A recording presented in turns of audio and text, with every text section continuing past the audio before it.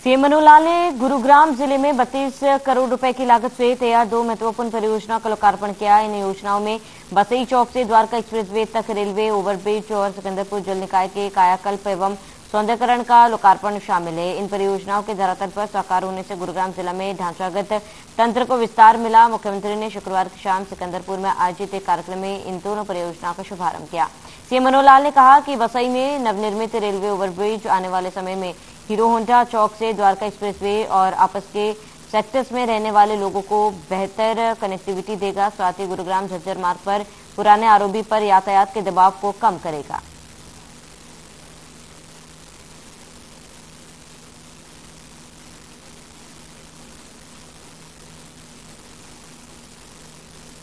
जो income tax पे ही आदमी है उसको ऐसा कर मिलना चाहिए, क्या नहीं मिलना चाहिए। आखिर जो गवर्नमेंट सर्विस में आ गए हैं 80,000 लोगों को ऐसे मिले जो गवर्नमेंट सर्विस में आ गए, उनको नहीं मिलना चाहिए। तो जिनकी आय एक 80 से ऊपर हो गई है उनको नहीं मिलना है तो नहीं मिलना है। ये तो आय कितनी है उस पर निर्भर करता है। आदिपुर इंडस्ट्री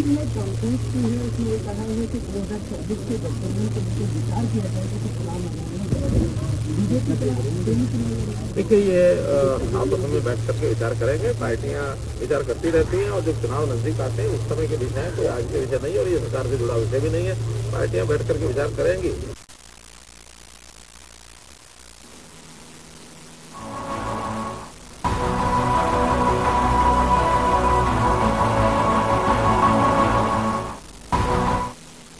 शहरी स्थानीय निकाय मंत्री कमल गुप्ता झज्जर पहुंचे, जहां उन्होंने यूएलबी अधिकारियों के साथ बैठक की और विपक्ष पे निशाना साधते हुए कहा कि विभिन्न पोर्टल के माध्यम से लोग आज सरकारी योजनाओं का लाभ ले रहे हैं। बीजेपी सरकार ने पोर्टल सिस्टम को लागू करके जनता को सुविधा प्रदान करने का नाम किया। जो लोग बीजेपी को पोर्टल की सरकार कहते हैं वह इस बात से आमजन है कि पोर्टल के माध्यम से ही आज जनता को सुविधाएं हो रही है और उनकी समस्याओं का निराकरण हो रहा है। साथ ही उन्होंने कहा कि अवैध कॉलोनियों को भी अब अवैध करने की प्रक्रिया शुरू कर दी गई है, ताकि इस देश में जो रोटी कपड़ा और मकान की जरूरत है वो लोगों की पूरी हो सके। सरकार इन अवैध कॉलोनियों में नियमानुसार कार्रवाई करते हुए यहाँ पर रहने वाले लोगों को सुविधाएं भी देगी।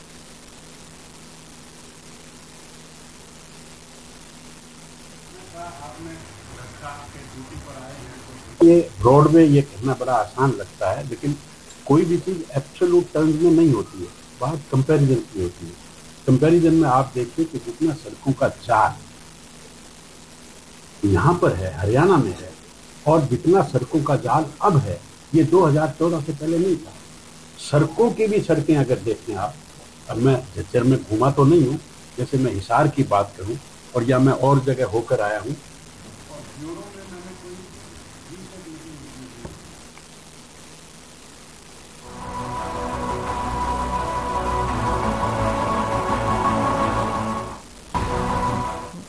परिवहन मंत्री मूलचंद शर्मा बल्लभगढ़ मंडी पहुंचे, मार्केट कमेटी के कार्यालय का औचक निरीक्षण किया।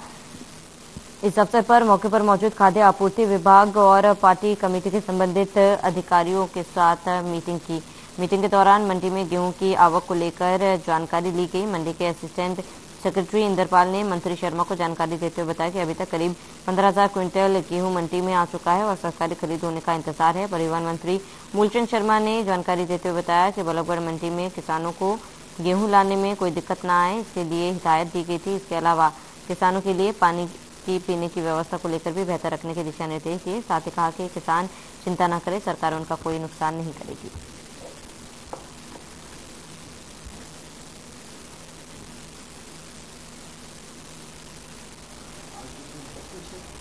मार्केट कमेटी में अधिकारियों के साथ मैंने मीटिंग की है मार्केट कमेटी में, और ये जानकारी देता है कि भाई कितनी आवक हुई है, कितने अभी किसान लेकर आए हैं, कोई परेशानी तो नहीं है, कोई रजिस्ट्रेशन परेशानी है, और कब से ये परचेजिंग, नमी के कारण ये परचेजिंग कब से चालू करेंगे। और मैं मानता हूँ कि जिस हिसाब से आने वाले समय में है कि किसानों को परेशानी नहीं रहेगी, या पानी की व्यवस्था है या रजिस्ट्रेशन की व्यवस्था है, और इस सबसे ज़्यादा अधिकारी सब बैठे हैं और जल्दी इसकी परचेजिंग चालू करेंगे।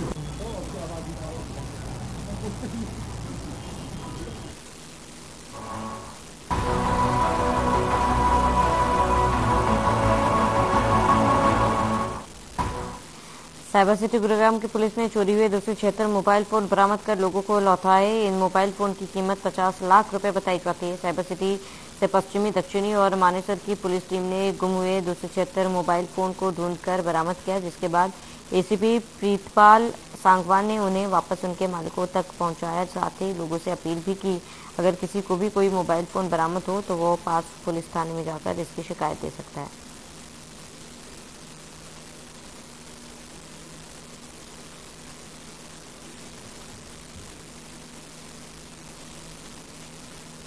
गुड़गांव पुलिस ने अब जो फरवरी और मार्च में हमने मिला के 276 फ़ोन जो गुड़गांव के नागरिकों के विभिन्न स्थानों पे गुम हुए थे उनको ढूंढ के और आज हमने उनके असल मालिकों को हैंडओवर कर रहे हैं हम। और इन जो 276 मोबाइल फ़ोन हैं इनकी लगभग 50 लाख के करीब कीमत है। और टोटल अगर हम 2023 की बात करें तो अब तक हम 477 मोबाइल फ़ोन ढूंढ के और लोगों के हवाले हमने किए हैं। इनकी टोटल कीमत लगभग 88 लाख के करीब है।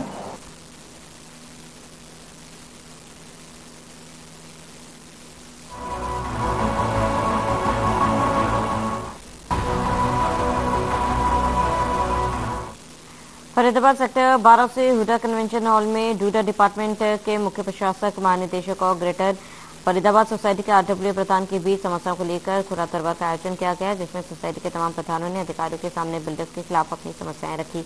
बता दें कि इस गांव के विधायक राजेश नागर ने बिल्डरों से परेशान सोसाइटी के निवासियों के पक्ष में बिल्डरों के खिलाफ सख्त कार्रवाई कराने का विधानसभा में मुद्दा उठाया, जिसको संज्ञान में लेते हुए श्री मनोहर लाल ने एक कमेटी गठित कर फरीदाबाद की सोसाइटियों के लोगों की समस्या सुनने के लिए चंडीगढ़ से अधिकारियों को फरीदाबाद भेजा, जिस पर अधिकारियों ने लोगों की समस्याएं सुनी और जल्द से जल्द समस्याओं के हल की बात कही।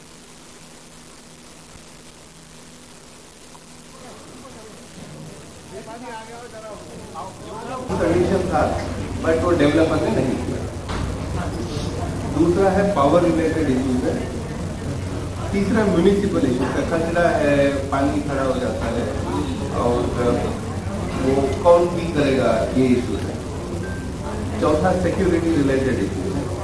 फिर इंफ्रास्ट्रक्चर रिलेटेड इशूज है, क्योंकि रोड बनाना था 24 मीटर, वो अक्वायर नहीं हुआ इसलिए रोड नहीं बना, या हुडा बनाएगा या कौन बनाएगा, पीडब्ल्यूडी बनाएगा, ये सारे इशू। देखिए बातें करते जाएंगे तो ये चलता रहेगा इसी तरीके से। आप 6 बजे तक भी बातें करते रहो। आपने क्या बोला कुछ पता नहीं चला, हमने क्या नोट किया आपको भी पता नहीं। ईमानदार मुख्यमंत्री है, उनसे मैंने एक बार बात की थी कि हमारे जो ग्रेटर फरीदाबाद नया सिटी, नया शहर फसला है, उसमें जो नई आरडब्ल्यूएज है, नई सोसाइटीज बनी है, नए बिल्डरों ने उसको डेवलप किया है, तो उनकी जो प्रॉब्लम है उनके लिए मैं किससे मिलूँ। तो उन्होंने प्रकाश जी से बात करके और अजीत बालाजी जोशी जी से बात करके बोला कि एक दिन फरीदाबाद में जाकर उनकी सारी प्रॉब्लम सुने। और ये मेरा परिवार है, जो लोग ये रह रहे हैं यहाँ पर, क्योंकि वो ज़्यादातर सर्विस क्लास लोग हैं।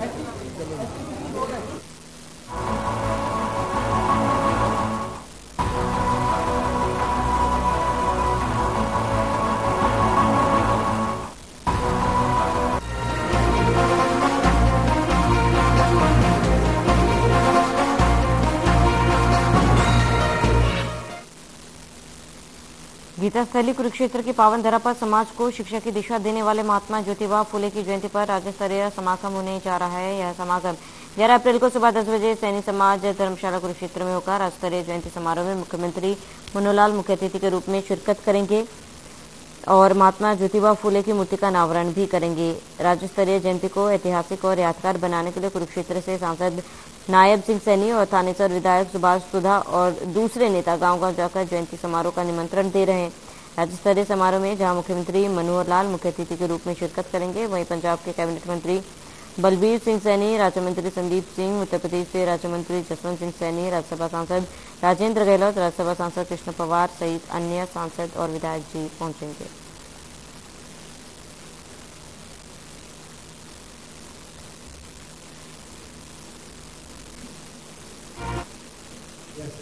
गलती माने का जो हिस्सा लिया प्राथमिक गलती जो है राज्य सरकार में जारी है, तो एक बहुत बड़ा एक उनके मार्गदर्शन में आदरणीय हमारे भाई श्री नागरिक समिति, हमारे ग्राम समिति जो सैनिक समाज के हमारे प्रधान हैं, मैं सैनिक समाज का धन्यवाद करता हूँ जिन्होंने एक बहुत बड़ा क्षेत्र के अंदर एक डिसीजन लिया कि महात्मा ज्योतिबाई फुले जी की जयंती क्षेत्र बनाया जाए, जिससे एक हमें मार्गदर्शन मिलेगा कि किस प्रकार से हमारी बेटियों को शिक्षित किया जाता है। प्रेरणा मिलती है ऐसे महान व्यक्तित्व, और आदरणीय मुख्यमंत्री मनोहर लाल जी का तो ये विजन रहा है कि जितने भी हमारे महापुरुष हुए हैं उन महापुरुषों की जयंतियों को राज्य स्तर के ऊपर मनाने का अगर अवसर कभी मिला तो ये मनोहर लाल जी के कार्यकाल के अंदर मिला है। अभी हमने महाराजा सूरसेन जी की जयंती राज्य स्तर के ऊपर हिसार के अंदर मनाई, और अभी महात्मा ज्योतिबा फुले की जयंती ये कुरुक्षेत्र की पवित्र भूमि के ऊपर मना रहे हैं। और इसी प्रकार से और महापुरुषों की जयंतियों को भी आदरणीय मुख्यमंत्री जी वो राज्य स्तर के ऊपर मनाने का अवसर हमें मिलता है।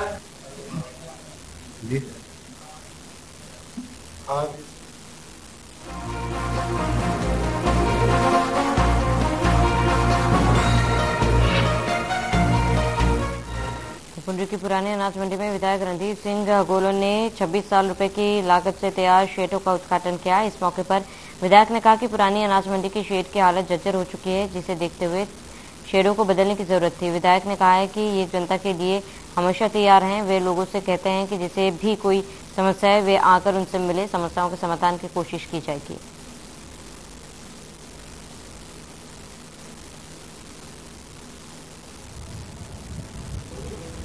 पुंडरी अनाज मंडी में इन शेडों की दुर्दशा थी और अपनी मंडी है और मैं भी इस मंडी का वासी हूँ पुराना। तो विधायक बनने के बाद देखे इसमें सारे पुरानी चादर हो रही थी, तो हमने विभाग को निर्देश दिए इसको नया शेड बनाया जाए और इस पर लगभग 26 लाख के करीब दोनों शेडों में खर्च आए होंगे।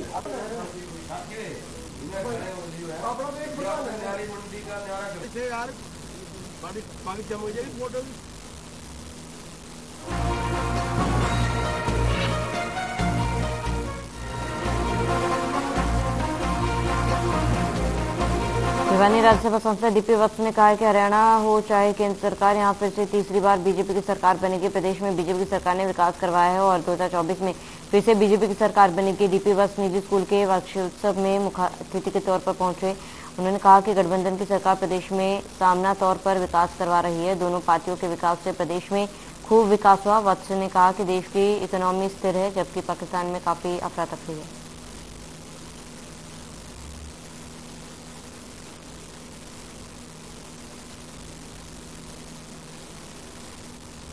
मोदी जी का हाथ पकड़ना चाहते हैं, उनका अनुसरण करना चाहते हैं और दुनिया में शांति कायम करवाने के लिए उनकी मदद चाहते हैं।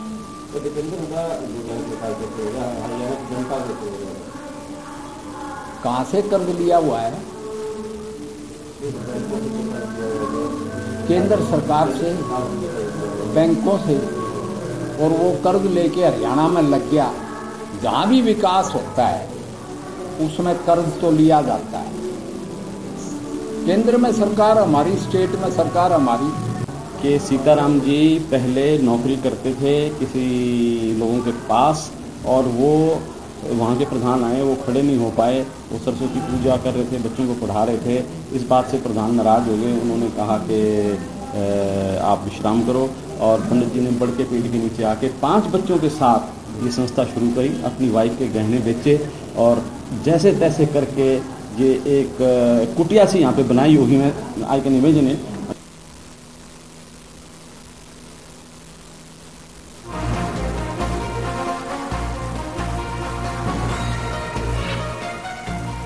समालखा के बिहोली में पंजाब से कैबिनेट मंत्री गुरमीत सिंह मीत और आम आदमी पार्टी के सीनियर नेता अनुराग ढांटा पहुंचे, जिनका आप नेता सुमित रोहल ने सैकड़ों ग्रामीणों के साथ फूलमाला पहनाकर जोरदार स्वागत किया। मंत्री ने ग्रामीणों को संबोधित करते हुए कहा कि आप ही हरियाणा का भला कर सकते हैं। उन्होंने पंजाब के मुख्यमंत्री भगवंत मान और दिल्ली के मुख्यमंत्री केजरीवाल के कामों को भी प्रेरणा के सामने रखा और उनकी नीतियों से अवगत कराया।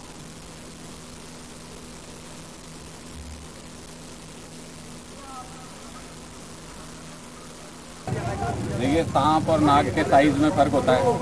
आज के दिन में जो बड़े साइज का है वो नागनाथ है और जो छोटे साइज का है वो सांपनाथ है। ये जनता बार बार ये क्या करते हैं, जनता का खून चूस के सांपनाथ नागनाथ बन जाता है और नागनाथ सांपनाथ बन जाता है। लेकिन अब जनता ये सारी चीज़ें समझ चुकी है और इसलिए अब बदलाव को अपनाना चाहते हैं लोग चाहते हैं कि हमको जहरीले लोग नहीं चाहिए, आपस में लड़ाने वाले लोग नहीं चाहिए, जात पात के नाम पे, धर्म के नाम पे आपस में बांटने वाले लोग नहीं चाहिए।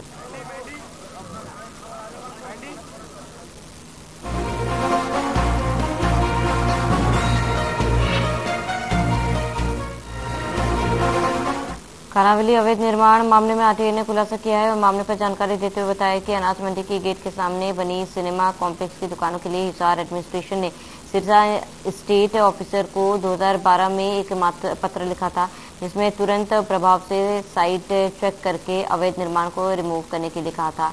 लेकिन इस फाइल को दबा दिया गया, पर अब इस मामले में मंत्री जेपी दलाल ने एफआईआर करके जांच करने के आदेश दिए।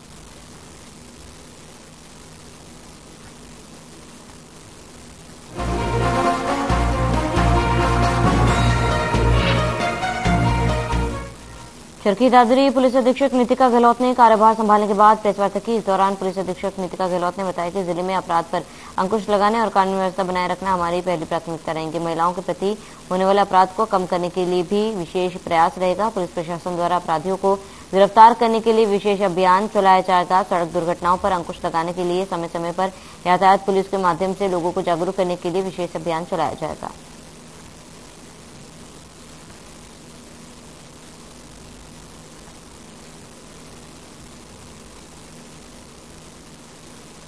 हमारा फोकस ये रहेगा कि जो क्राइम है चरखी दादरी में वो कंट्रोल में रहे और law and order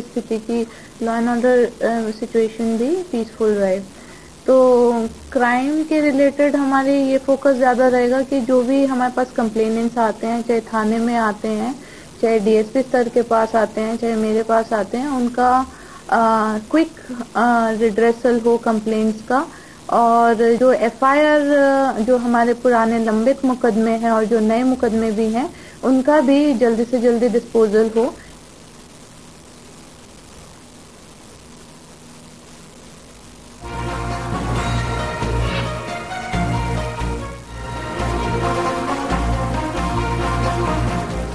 Monika murder case में भिवानी पुलिस ने सुनील नाम के शख्स को गिरफ्तार कर लिया। मोनिका नाम की युवती को उसके प्रेमी सुनील ने कनाडा से बुलाया और फिर भेद खुलने के भय से उसकी हत्या कर दी। सोनीपत के गुमड़ गांव के सुनील ने गाजियाबाद कोर्ट में रजिस्टर्ड मैरिज की थी। पुलिस के अनुसार आरोपी सुनील पहले से ही शादीशुदा है और 2 बच्चों का बाप है। सुनील से पूछताछ में जो चौंकाने वाले तथ्य सामने आए, आरोपी पुलिस ने बिजनेस मैनेजमेंट की पढ़ाई करने के लिए कनाडा गई मोनिका को वापस देश बुला लिया था और उसके साथ गाजियाबाद कोर्ट में रजिस्टर्ड मैरिज कर ली थी। इसके बाद मोनिका फिर कनाडा चली गई थी, लेकिन आरोपी सुनील ने फिर से उसे वापस बुला लिया और 6 महीने तक अलग अलग स्थानों पर अपने साथ रखा। लेकिन आरोपी को डर था कि उसके भेद न खुल जाए, इसी के चलते उसने मोनिका के सिर में 2 गोलियां मारकर उसकी हत्या कर दी थी और अपने फार्म हाउस में 10 फीट का गड्ढा खोदकर दबा दिया था।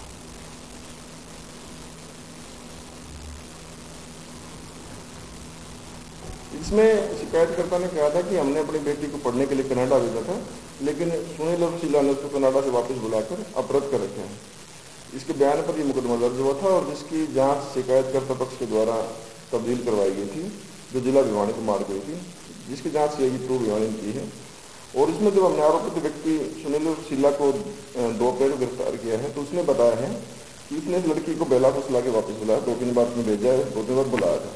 और इसी दौरान सुनील और शीला तो पहले से ही शादीशुदा, 2 बच्चों का बाप है वो, और उसने इसी गाजियाबाद कोर्ट में शादी की है। शादी करके उसको अपने पास रखा है, लेकिन जब उसको ये लगा कि हाँ इसका भेद खुल जाएगा और इसके परिवार वाले उसको पकड़ लेंगे, तो उसने डर के मारे अपने बचाव के लिए इस लड़की को सिर में 2 गोलियां मार के और हत्या कर दी है।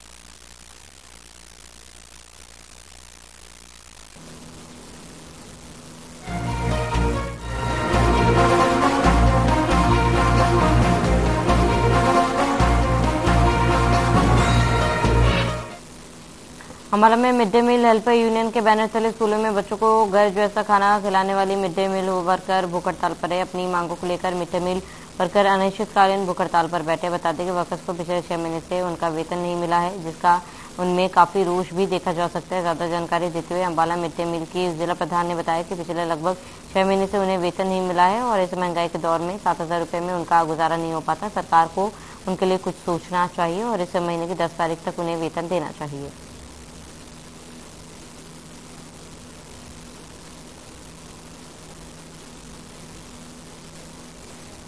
तो हम यहाँ लेडीज सब यहाँ जिला शिक्षा सदन में इकट्ठे हुए हैं। हमें पूरे 6 महीने से वेतन नहीं मिल रहा।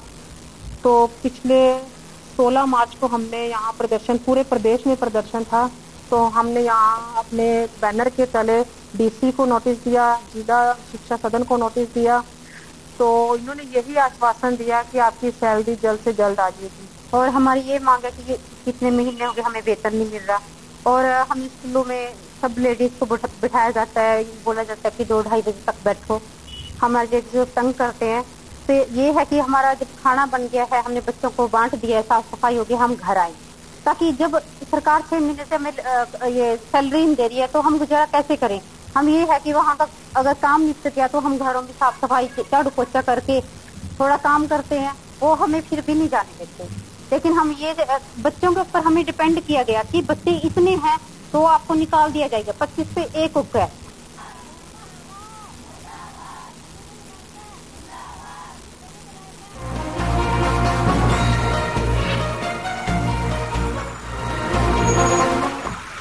आंसर के नवनियुक्त पुलिस अधीक्षक मकसूद अहमद ने जांच क्षेत्र के थानों और चौकियों का निरीक्षण कर पहुंच के पुलिसकर्मियों को कड़े निर्देश दिए कि क्षेत्र में नशे पर पूरी तरह से लगाम लगाई जाए और चोरी न हो, इसके लिए पुलिस गुप्त गश्त को बढ़ाया जाए। इस दौरान पूरी पुलिस फोर्स सड़कों और पुलिस नाकों पर खड़ी नजर आई। वही मामले पर जानकारी देते हुए पुलिस अधीक्षक मकसूद अहमद ने बताया कि एरिया में आने वाले पुलिस थाने, चौकी और नाकों का निरीक्षण किया जा रहा है। जहां पर भी कोई कमियां पाई गई सुधारा जा रहा है। क्षेत्र में कोई भी अपराध न हो, इसके लिए दिशा निर्देश दिए गए हैं।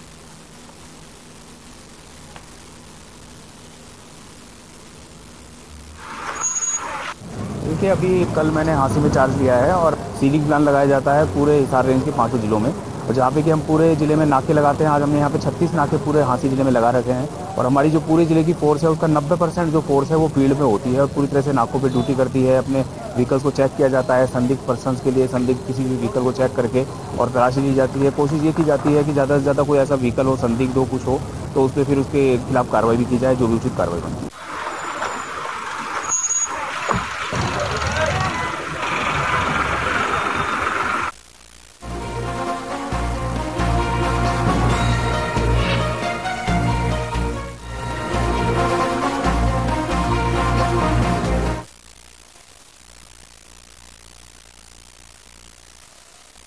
कहना है कि प्रदेश सरकार ने 52 पैसे प्रति यूनिट बिजली दरों से वृद्धि कर आम आदमी को महंगाई की चोट पहुंचाई है। इन दरों को तुरंत वापस लेना चाहिए। साथ ही पहले सीनियर सिटीजन को केवल आधार कार्ड दिखाकर हरियाणा रोडवेज की बसों में 50% किराए में छूट दी जाती थी, परंतु अब जीएसटी सेंटरों के माध्यम से ऑनलाइन पास बनवाने की शर्त रखी गई, जो पूरी तरह गलत है। इसे तुरंत वापस लिया जाना चाहिए। वहीं केंद्र सरकार ने पैन कार्ड को आधार कार्ड से जोड़ने के लिए 1000 की फीस रखी है, जो पूरी तरह गलत है।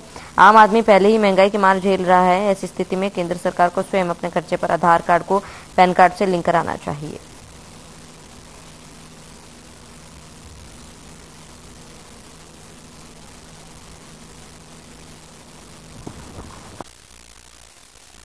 ये जो ज्ञापन दिया है, एक तो हरियाणा सरकार ने बिजली के जो 52 पैसे प्रति यूनिट के हिसाब से जो रेट बढ़ाया है उसके विरोध में, जबकि किसान मजदूर पहले से ही परेशान है और महंगाई की मार से और मारा जाएगा। ओलावृष्टि से अधिक वर्षा के कारण उनकी फसल पहले खराब हो चुकी है और कर्जवान हो चुका है। दूसरा, हमने ये बुजुर्गों को जो सरकार सीनियर सिटीजन के हिसाब से जो बसों में छूट दिया करती, इसमें पहले आधार कार्ड मान्य था।